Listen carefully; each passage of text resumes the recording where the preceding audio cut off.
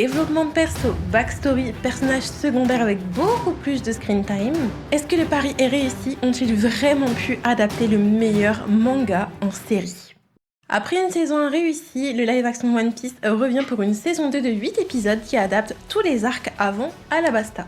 Lockdown, le Cap des Jumeaux, Whiskey Peak, Little Garden ainsi que Drum Island. En voyant les teasers, je pense qu'on a tous eu un tout petit peu peur des décors parce que ça avait l'air très cheap.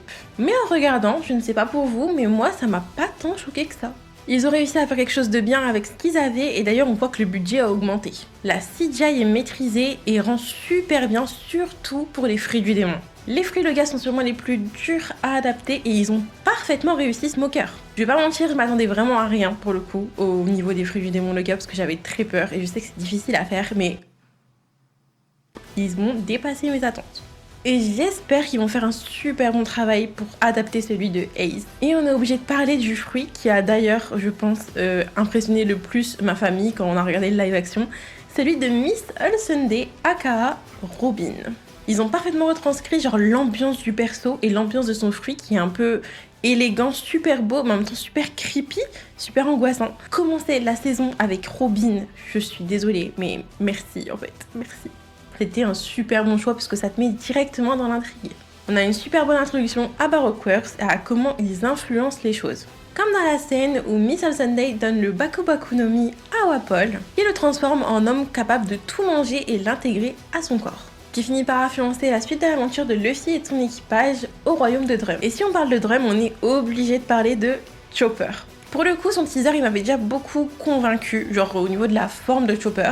Maintenant, ce qui me faisait peur, c'est plutôt les émotions. Genre, est-ce qu'il allait réussir à retranscrire la souffrance de Chopper dans le flashback? Mais grâce à Michaela Over, qui est la doubleuse de Chopper et qui a aussi fait de la motion capture pour son visage, bah en fait, ça rend super bien. Pour moi, le seul hic vis-à-vis de Chopper, c'est sa forme Heavy Point, qui semble un peu étrange par moment, parce qu'on voit clairement que c'est un gars qui est déguisé. Mais bon, je suis pas sévère vis-à-vis de ça, parce que je pense que c'est dur de adapter cette forme-là de Chopper, surtout sans CGI. Donc voilà, on va juste laisser passer, c'est ok. Mis à part ça, franchement, ça m'a refait aimer Chopper, parce que bon, malheureusement dans le manga et dans l'anime, on le voit beaucoup moins, genre c'est pas un personnage qui est super mis en avant non plus. Mais ouais, ça a ravivé mon amour pour Chopper. Pour le coup, il y a beaucoup de scènes ajoutées du live action que j'ai beaucoup aimé et c'est souvent parce que ça concerne comment l'équipage aborde la difficulté en fait. On les voit vulnérables, dotés de leurs capacités et je trouve que ça les rend super humains. Zoro a perdu confiance en lui à cause de Mihawk et aussi à cause de ce que Tashigi lui dit à Lockdown. Et ces doutes le poussent à donner le meilleur de lui-même et à prouver qu'il peut atteindre ses objectifs. Là où Nami, elle, en parle à l'équipage et avoue être totalement perdue. Les paroles de Vivi ont encore plus accentué ses craintes. Elle a besoin d'être rassurée et épaulée afin de pouvoir les guider sans peur. Et les voir agir de cette façon, bah pour le coup, ça les rend super humains et ça nous permet d'être beaucoup plus attachés à eux. Mais ma plus grande surprise pour le coup, ça a été Usopp. Ils ont fait un travail de fou concernant Usopp pour qu'il soit beaucoup plus que juste un gars qui a peur de tout. Bien que dans le manga, il y a aussi certains moments où il est mis en avant, la plupart du temps, on n'aime pas forcément Usopp. Je pense que la plupart des gens ne l'aiment pas. Et là, le live action nous donne la possibilité, l'opportunité de le voir sous un autre jour. Son admiration pour Elbaf est superbement mise en avant, et le fait qu'il lui permette d'être le héros de Little Garden, en fait, ça a soigné quelque chose dans mon cœur pour Usopp. On voit à quel point cette rencontre l'a changé et a façonné ses rêves. La véritable bravoure n'est pas l'absence de peur, mais partir combattre malgré elle. Cette phrase, c'est la meilleure chose qu'on pouvait dire à Usopp. Et d'ailleurs, celui-ci la met directement en pratique en sauvant ses amis. J'adore ce qu'ils font avec le perso et en plus, l'acteur est parfait. A l'inverse, pour Sanji, j'ai des petits trucs que j'aime pas forcément. Pour le coup, son côté charmeur et séducteur, je trouve qu'ils l'ont mieux fait que dans l'anime, parce que l'anime c'est un peu trop et c'est limite la perversité et c'est pas ouf. Pour le coup, pour ça j'aime bien, j'adore Sanji. Mais question combat, question bras droit ou gauche, on s'en fout, du roi des pirates, du futur roi des pirates, pardon. Je sais pas, je trouve que ces combats ne sont pas du tout à la hauteur du personnage, surtout à ce moment-là dans le manga. Franchement, quand il galère contre la loutre, donc Mr. 13, si je dis pas de bêtises, c'est drôle. Mais j'avoue, ça m'a un peu fait du mal pour lui, parce que je sais qu'il est capable de plus, et que du coup, c'est un peu... Même si c'est drôle, voilà, c'est comique, c'est cool, Mais du coup, ça le baisse comparé à Zoro. Il mérite mieux, surtout que de base, en plus, la scène avec Crocodile, quand il l'appelle, Crocodile ne se rend pas compte que c'est une fraude ou quoi, que c'est pas un gars de son équipe, et il pense vraiment que les Monkeys sont morts. Déjà, ils ont gâché sa scène de combat, parce qu'il est one-shot, hein, les deux là, les Unluckies. Et en plus, en fait, il est pas aussi slick, il est pas aussi intelligent, entre guillemets, hein, c'est pas du tout le cas, mais bref, que dans le manga et l'anime. Donc, en fait, vous voulez quoi avec Sanji, s'il vous plaît? Donc ça m'a un petit peu déçue pour Sanji, parce que je sais qu'il peut faire mieux et qu'il peut être mieux, parce que dans le manga en plus, c'est vraiment un de ces moments où il est... on se dit, waouh, en fait Sanji c'est pas juste un gars qui fait de la cuisine et qui peut se battre, genre il est intelligent et il aide en fait les Mugi, genre dans l'ombre, tu vois, et là c'est pas du tout retranscrit. En tout cas, j'espère juste qu'on le mettra beaucoup plus en avant à Alabasta parce qu'il mérite, surtout qu'en plus l'acteur Taz, il donne tout pour être Sanji, quoi, il fait tout. Donc il mérite d'être le Sanji du manga. Voilà, c'est tout.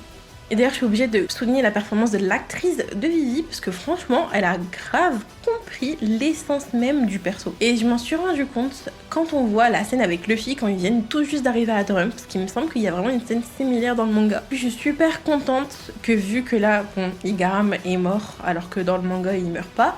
Mais du coup, là, ils lui ont permis d'avoir des funérailles, de pouvoir accepter son deuil, quoi.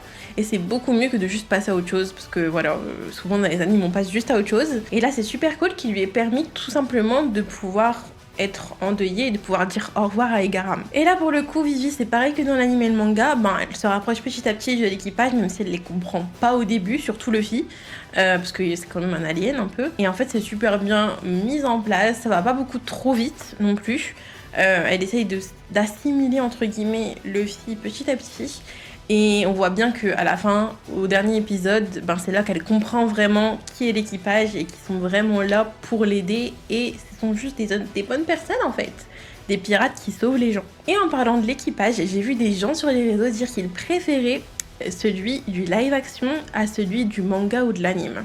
Et même si je ne suis pas d'accord, je comprends le point de vue de ces personnes. Ils prennent beaucoup plus de temps à créer des liens avec les persos et on le voit aussi. Il y a beaucoup de scènes où Luffy n'est pas là et les autres parlent. Et on voit aussi certains côtés des Mugi qu'on ne voyait pas dans la première saison, comme le Zoro drôle. Et je suis trop contente qu'ils aient inclus ces traits de personnalité de Zoro parce que dans le pre-time skip, Zoro il est trop drôle en fait, il rigole beaucoup, il est pas du tout stoïque. Et j'avais vu beaucoup de fans qui s'étaient plaignés que Zoro était beaucoup trop stoïque, trop droit, trop froid dans la saison 1. Et pour le coup, ils ont bien écouté leurs fans et ils ont fait ça à merveille. Et j'avoue qu'il y a beaucoup de scènes comiques de Zoro que j'ai adoré dans les live action.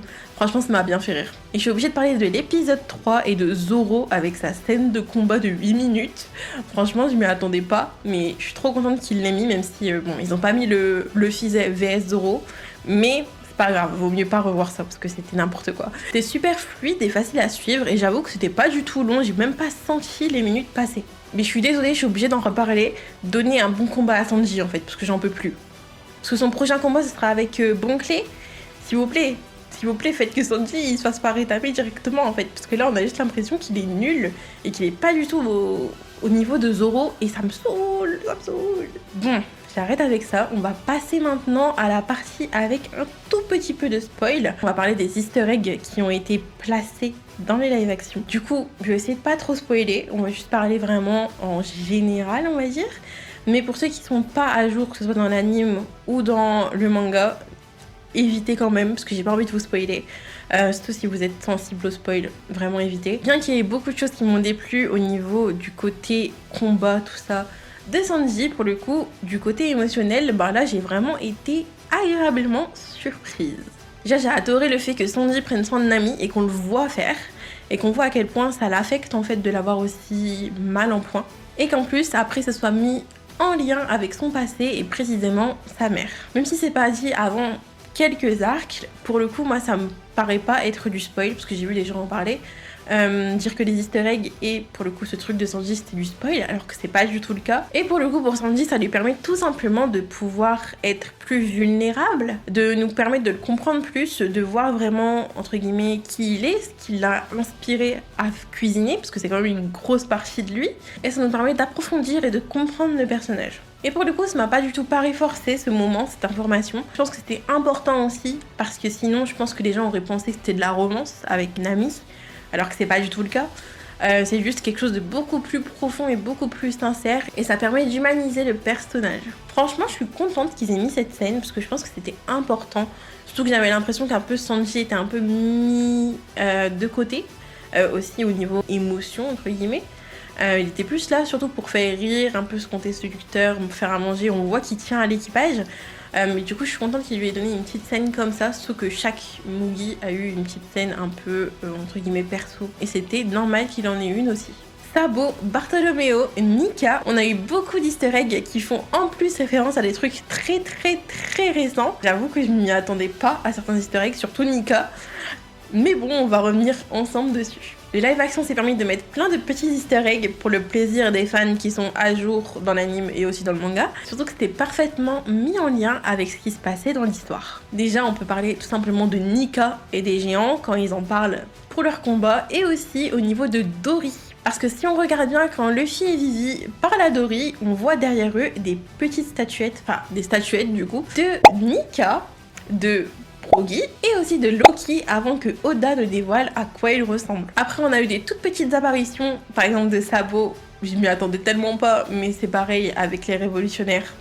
Ça fonctionne. Et aussi de Brook avec Laboon. Pour les changements qui ont été faits vis-à-vis de Laboon, de la fin de son arc, on va dire, ça enlève rien du tout à la beauté du geste de Luffy, limite ça l'amplifie.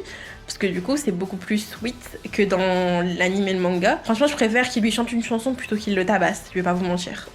Et ensuite, pour notre dernier petit easter egg, on va dire, qui est vraiment mis en avant, Bartolomeo. Pour le coup, je m'attendais pas à ce qu'ils le mettent. Je savais pas du tout qu'il avait été casté. Je me souviens pas en tout cas l'avoir vu. Ils ont pris des libertés, on va pas se mentir. Ils l'ont beaucoup mis en avant. On l'a vu plusieurs fois. Mais je trouve que c'était pas forcément trop. Genre... ça m'a pas forcément choqué, genre ça m'a plus fait rire de le voir, surtout après quand on sait ce qu'il devient. Le début de son obsession pour les Mugi et surtout pour Luffy, je trouve que c'était sympa. C'était pas à prendre de, je pense, premier degré non plus, hein. C'est vraiment juste pour les fans, je pense qu'ils ont mis ça. Mais franchement, ouais, je trouve que c'était cool. Si je devais noter cette saison, je dirais peut-être 8.5. Je laisse de la marge clairement pour la saison 3 parce que je pense qu'ils peuvent nous faire quelque chose de super bien pour Alabasta. Surtout que ce sera le premier long arc, du coup qui prendra vraiment toute une saison sur une même île de One Piece. Donc franchement j'ai trop hâte. Viens me dire en commentaire si toi t'as aimé cette saison 2 de One Piece et combien tu la notes sur 10. N'oublie pas de liker, commenter et t'abonner si c'est pas déjà le cas, et aussi de mettre la petite cloche de notification, sinon tu vas rater mes vidéos. Sur ce, je vous fais plein de bisous et je vous dis à la prochaine pour une nouvelle vidéo.